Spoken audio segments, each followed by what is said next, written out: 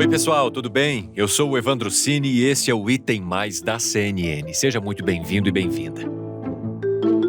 O embate entre o presidente Jair Bolsonaro e ministros do Supremo Tribunal Federal, que até hoje era travado mais no campo político e institucional, se tornou nesta semana também uma disputa judicial. O presidente Bolsonaro entrou com ação contra o ministro Alexandre de Moraes. Segundo a apuração da CNN, a ação protocolada na segunda-feira no Supremo Tribunal Federal cita sucessivos ataques à democracia, desrespeito à Constituição e desprezo aos direitos, garantias fundamentais. A ação também relata outros pontos, como injustificada investigação no inquérito das fake news, quer pelo seu exagerado prazo, quer pela ausência de fato ilícito ou por não permitir que a defesa tenha acesso aos autos. O texto também afirma que o inquérito das fake news não respeita o contraditório, porque decreta contra investigados medidas não previstas no Código de Processo Penal, contrariando o Marco Civil da Internet. A ação ainda ressalta que, mesmo após a Polícia Federal ter concluído que o presidente da República não cometeu crime em sua live sobre as urnas eletrônicas, o ministro Alexandre de Moraes insiste em mantê-lo como investigado.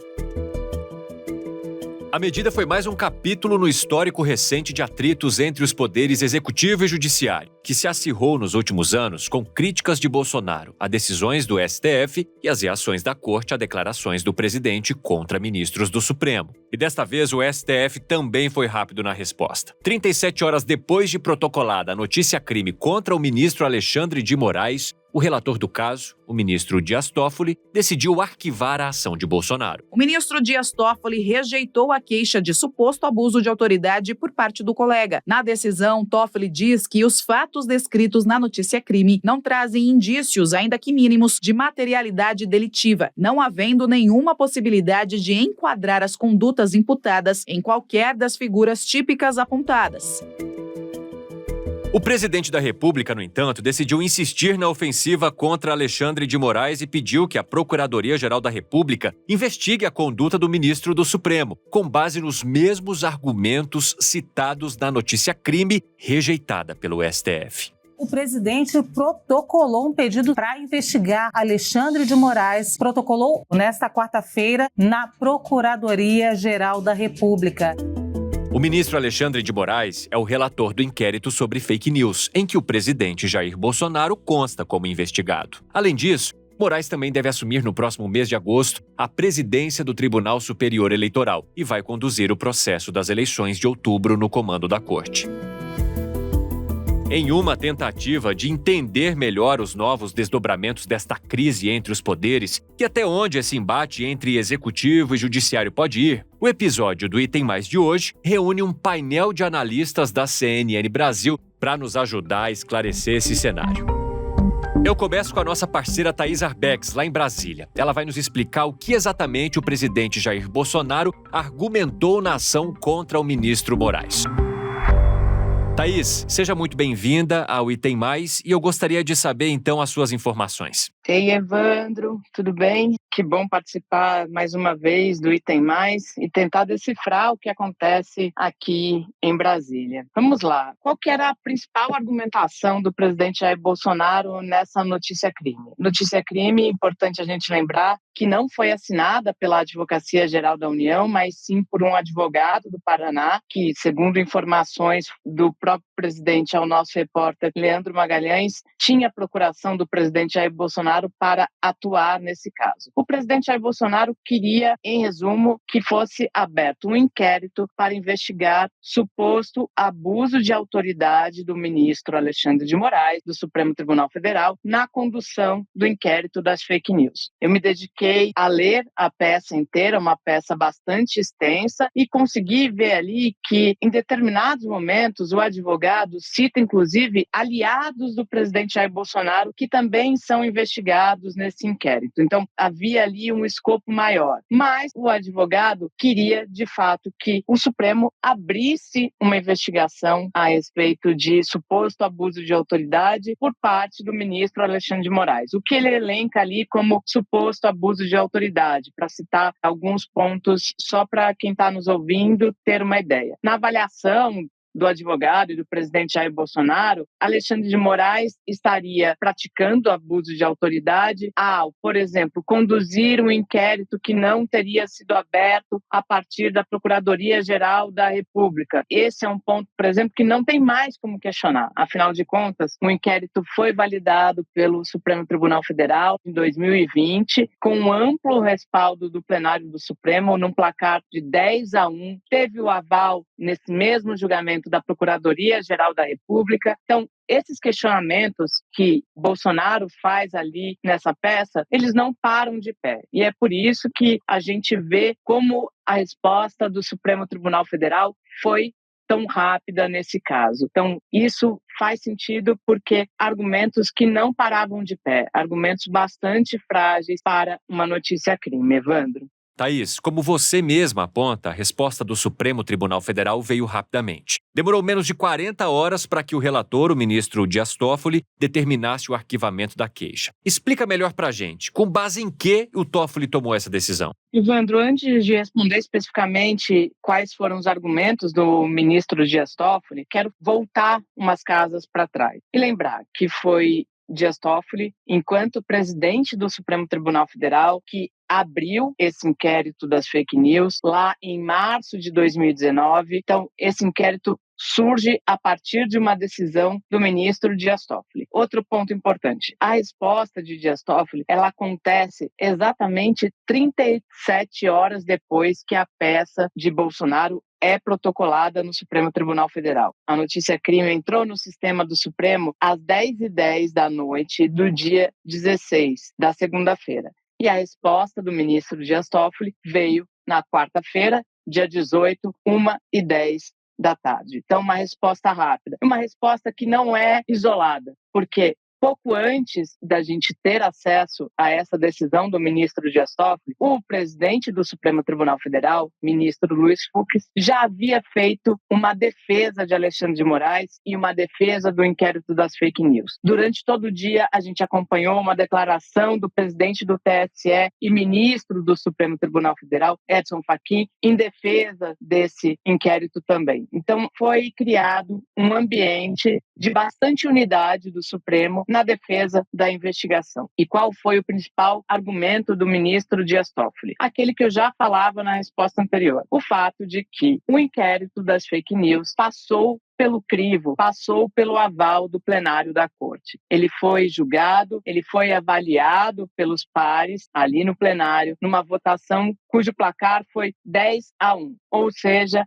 o plenário deu aval à legalidade desse inquérito das fake news. Então, não teria como haver qualquer questionamento sobre a condução desse inquérito. E aí, Dias Toffoli coloca ali na sua decisão alguns pontos bastante interessantes. Um deles, de que não é porque um ministro é relator de um inquérito, diz Dias Toffoli, que ele pode ser considerado interessado naquele inquérito. Então, Dias Toffoli faz questão de deixar essa separação bastante clara e evidente. Mais do que isso, ele diz que não enxerga cometimento de crime algum, crime seria abuso de autoridade, né, a alegação do presidente Jair Bolsonaro, e também coloca ali na sua decisão o fato de que muitas das questões apresentadas, alegadas pela defesa do presidente Jair Bolsonaro, pelo próprio presidente Jair Bolsonaro, são referentes a questões que tratam da defesa nos inquéritos. E o que diz Dias Toffoli? Que ele, como um ministro terceiro, não relator dessas apurações todas, não poderia atuar. Que essas reclamações têm que ser levadas por cada um desses personagens, seja ele o próprio presidente Jair Bolsonaro ou outros que estão citados ali na notícia-crime, em cada uma dessas investigações. Ele aponta qual seria o caminho natural, Evandro. A Thaís Arbex nos trouxe, então, os detalhes deste embate jurídico travado nos últimos dias. E agora quem chega para participar do Item Mais é a Carolina Brígido, para descrever os bastidores de como a ofensiva de Bolsonaro foi encarada pelo Supremo. A Carolina nos conta o que a rápida resposta do ministro Dias Toffoli sinaliza sobre a postura da Corte diante destas ações do presidente da República. Bem-vinda, Carol. Olá, Evandro, Carolina Brígido aqui. Realmente, essa resposta rápida do Supremo Tribunal Federal, que recebeu esse pedido de abertura de inquérito contra o ministro Alexandre de Moraes, isso denota que o tribunal não está disposto a entrar nessa briga agora e que está fechado no apoio a Alexandre de Moraes e a conduta dele na condução desse inquérito das fake news e também de outros inquéritos que atingem diretamente o presidente Jair Bolsonaro. O ministro Dias Toffoli ele foi sorteado relator para essa questão proposta pelo presidente Bolsonaro e ele tinha a opção, sim, a opção processual de enviar para a Procuradoria-Geral da República, colher um parecer de Augusto Aras e depois decidir se abre ou não o inquérito contra o seu colega Alexandre de Moraes. Só que ele já resolveu pular essa etapa processual, pegou um atalho e fechou logo esse inquérito, já encerrou logo antes mesmo dele começar, porque disse que não há indício de nenhum cometimento de crime por parte de Alexandre de Moraes. Daí depois o presidente Jair Bolsonaro resolveu apelar ao próprio Augusto Aras para pedir diretamente a ele para abrir um inquérito no Supremo Tribunal Federal. Só que eu conversei com pessoas próximas de Aras e elas me disseram o seguinte, que Aras não está disposto a entrar nessa briga nesse momento, mesmo porque a relação do Ministério Público com o Supremo Tribunal Federal ficaria muito abalada se por acaso agora ele pedisse a abertura de um inquérito contra Alexandre de Moraes. Então a tendência é que não aconteça nada, que Aras também arquive esse pedido de Jair Bolsonaro agora. E a Carol também traz mais detalhes sobre o que é possível esperar como desdobramentos deste imbróglio a partir da perspectiva do Poder Judiciário. Olha, depois dessa movimentação toda no Supremo Tribunal Federal e na Procuradoria-Geral da República, a consequência jurídica é nenhuma, porque não haverá, provavelmente, investigação aberta no Supremo contra o ministro Alexandre de Moraes. A consequência disso é totalmente política, é uma consequência de desgaste ainda maior na relação entre o Poder Judiciário, o Poder Executivo e agora também o Ministério Público, que apesar de ser um operador do direito, não é uma parte integrante do Poder Judiciário. É uma instituição à parte, independente, que atua, sim, no Supremo Tribunal Federal. Mas, de qualquer forma, Augusto Aras era visto como um aliado de primeira hora de Jair Bolsonaro. E, nesse episódio, o mais provável é que ele não se alinhe ao presidente da República, justamente em nome da paz entre os poderes, do distensionamento institucional. Ele tem discursado, inclusive, nesse sentido. Teve um jantar de Augusto Aras com empresários e também advogados na terça-feira, e Augusto Aras disse o seguinte: o Ministério Público Eleitoral e a Justiça Eleitoral estarão atentas a ataques contra a democracia, bem como atuantes no combate às fake news. Esse discurso, por si só, já mostra um certo descolamento de Aras em relação ao Palácio do Planalto, pelo menos uma tentativa de que esse movimento se concretize nesse momento de tensionamento entre os poderes. O clima de tensão na relação entre os poderes e as instituições da República é motivo de preocupação, especialmente em um ano de campanha eleitoral. E para tratar disso, a gente conta agora com a participação de outro analista de política da CNN Brasil, o Leandro Rezende, no Rio de Janeiro. Leandro, como os acontecimentos desta semana podem influenciar o quadro para as eleições de outubro? Bem-vindo, meu amigo. Oi, Evandro, tudo bem? Cara, sem dúvida que a gente está vivendo em mais um momento de instabilidade entre os poderes, né? Dessa vez o STF recusou a ação do presidente Jair Bolsonaro e agora tem mais uma terceira instituição mobilizada pelo presidente para tentar aí fazer algo contra o ministro Alexandre de Moraes. Agora a Procuradoria-Geral da República. É difícil que algo saia disso, né? É difícil que a Procuradoria-Geral da República, ainda mais na figura do procurador Augusto Aras, tope processar o ministro ministro do Supremo Tribunal Federal. Seria algo raríssimo de ser visto em qualquer democracia do mundo, mas é algo que o presidente Jair Bolsonaro faz, sobretudo, para continuar mobilizando a sua base eleitoral mais fiel, aquele chamado bolsonarismo raiz. Eu conversei, por exemplo, com Antônio Lavareda, que é um cientista político super importante, acompanha ali a pesquisa IPESP, né, que a gente sempre divulga aqui na CNN, e ele faz uma leitura de que esse tipo de movimento, que a gente pode considerar até um radicalismo judicial do presidente Jair Bolsonaro, ele não traz nenhum eleitor novo para o presidente, ele também não traz de volta eleitores que o presidente Jair Bolsonaro tinha em 2018 e perdeu por alguma razão. Ele, na verdade, dialoga com uma parcela da sociedade que realmente enxerga no ministro Alexandre de Moraes um inimigo. O bolsonarismo conseguiu construir o STF de uma forma geral, o ministro Alexandre de Moraes de uma forma particular, um inimigo público, né, a ser combatido, alguém que está impedindo o livre governo do presidente Jair Bolsonaro. Mas a gente sabe que se trata da Suprema Corte do país e as instituições estão tentando responder a essa série de ataques que vem numa escalada realmente, se a gente tivesse que comparar com algum outro momento da nossa história, talvez fosse ali o 7 de setembro de 2021, onde a gente viveu uma crise institucional bastante grave. Enquanto essa crise, Evandro, ela vai se agravando, os problemas do país vão ficando em segundo plano. As pesquisas eleitorais têm mostrado que o que preocupa os brasileiros de uma forma geral, não é o deputado Daniel Silveira, não é o inquérito das fake news, mas sim a inflação, a perda do poder de compra dos salários, enfim, problemas relacionados à área econômica. E é sobre isso, na verdade, que vai girar as eleições de 2022. A poucos meses das eleições que definirão quem será o presidente da República pelos próximos 4 anos, as pesquisas apontam uma disputa polarizada entre Jair Bolsonaro e o ex-presidente Lula, com possíveis nomes da chamada terceira via ainda buscando viabilizar candidaturas capazes de competir na corrida pelo Planalto. E para entender como o acirramento do embate entre Bolsonaro e o Supremo Tribunal Federal pode afetar a corrida presidencial, a gente ouve agora o analista de política da CNN Brasil, Caio Junqueira.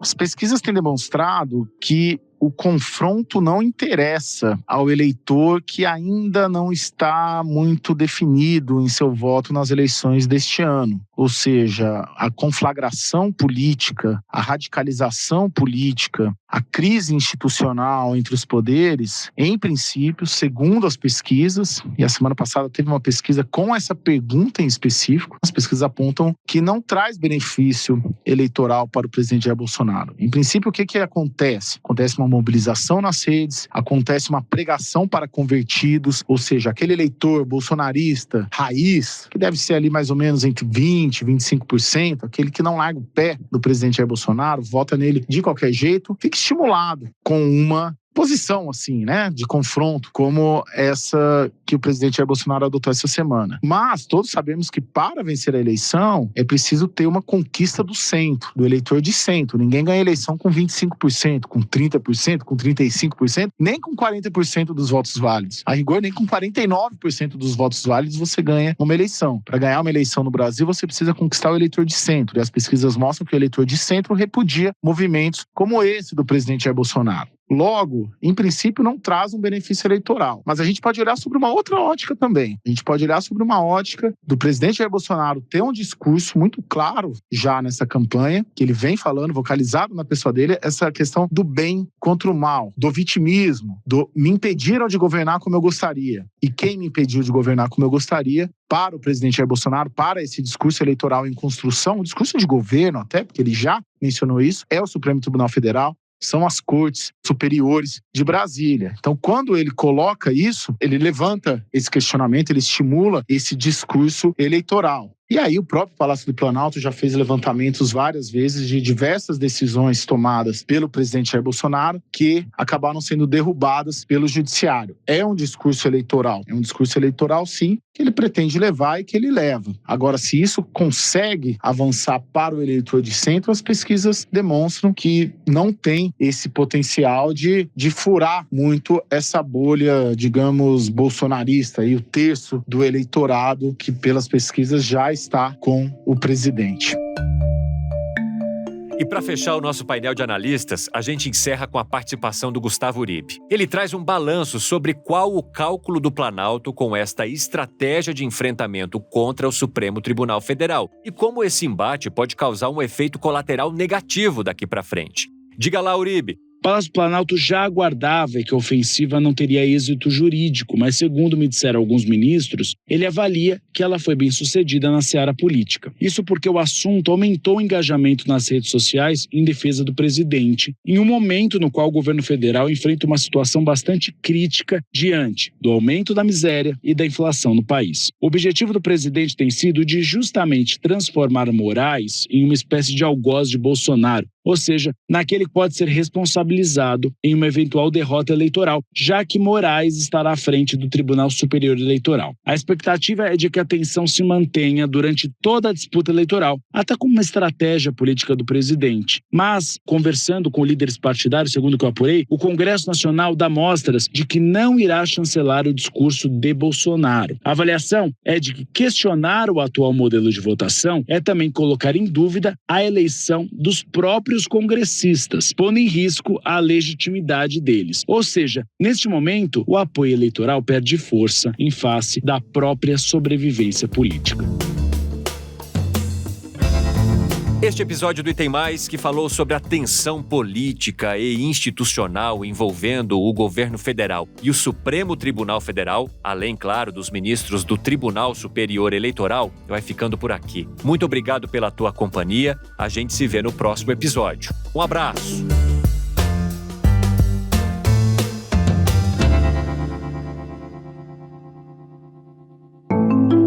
Este podcast foi apresentado por mim, Evandro Cini, e produzido pela Maremoto para a CNN Brasil. Roteiro e pesquisa, Lucas Scherer. Pauta e produção, Danilo Santana. Edição e sonorização, Murilo Lourenço. Coordenação geral da Paula Weinberg e do Felipe Gomes. Coordenação de produto da Verônica Schneider. E a coordenação editorial é do Diego Toledo. Você também pode ouvir o Item Mais no site da CNN Brasil e aproveite para conhecer os nossos outros programas em áudio. Acesse cnnbrasil.com.br/podcasts.